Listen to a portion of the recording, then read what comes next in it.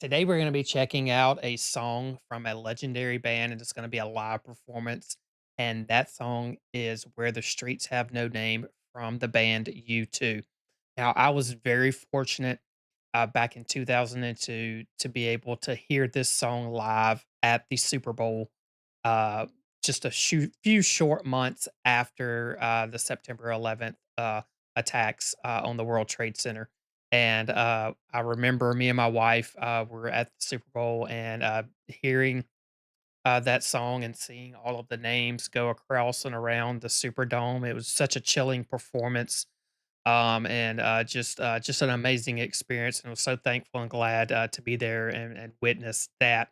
So I'm really excited to listen to this because I don't think I've listened to a live performance of this song other than when I was there.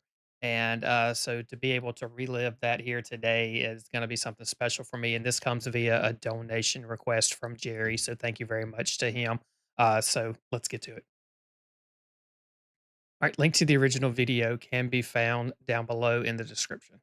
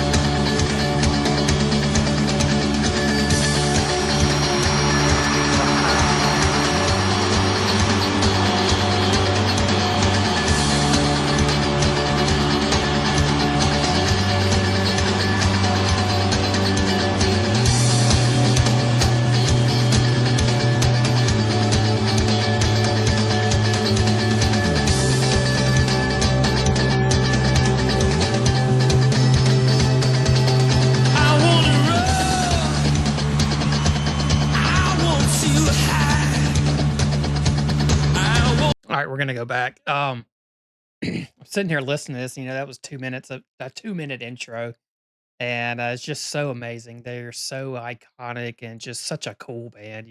Bono's voice and Edge and the guitar. Just so amazing. And I'm remembering it's been a while since I've listened to them. It was a band that I'm very familiar with and listen to a lot, especially the Joshua Tree, that album. And but I haven't listened to them a lot here recently. You have bands like that where you listen to very heavily and then they rotate out and they'll come back in and they're probably going to be after listening to this here today, it's going to rotate back into something that I listen to again. But I just remembering how huge they were back when I was listening to them, and I know they're still huge as well. But just also the importance of the bands like U2 and the humanitarian work that they've done and continue to do, and using their platform to spread peace and love. And just a beautiful, beautiful song. And I love this picture right here, seeing everybody here. Obviously, I think this is a football stadium.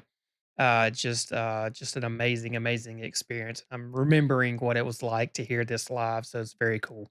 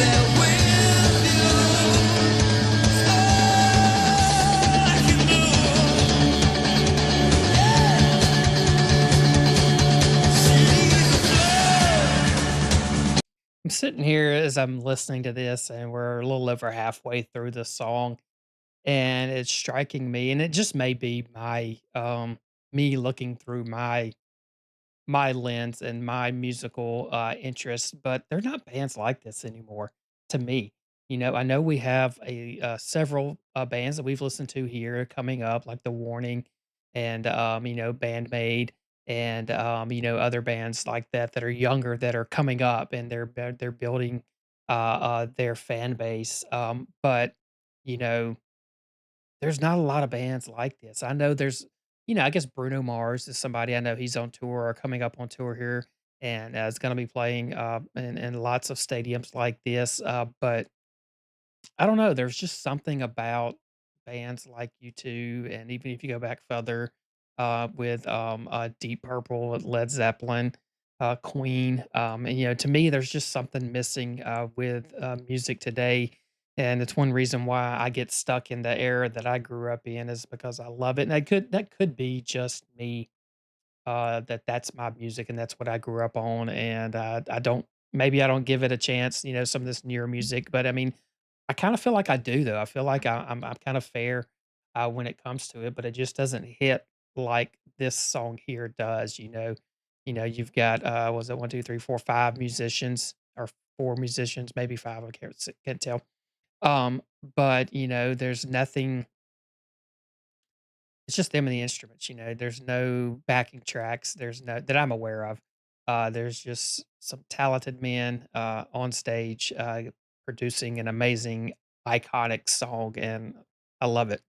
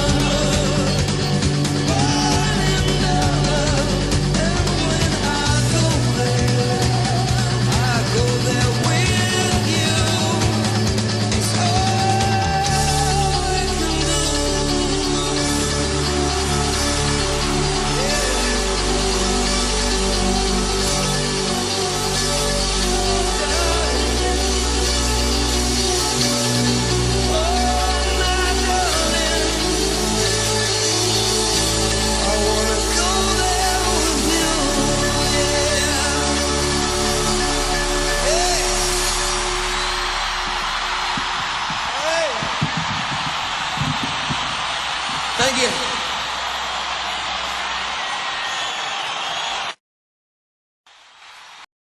So, one of the other things that, just came to me as I was sitting there at the end is that and I don't this is gonna come off in a way that I don't mean, is that this song the structure of the song was very the same throughout.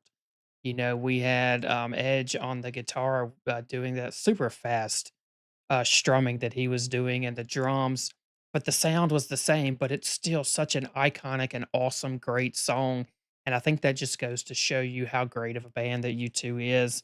And I'm not trying to say that it wasn't a difficult song or that it wasn't, the arrangement wasn't good, it is.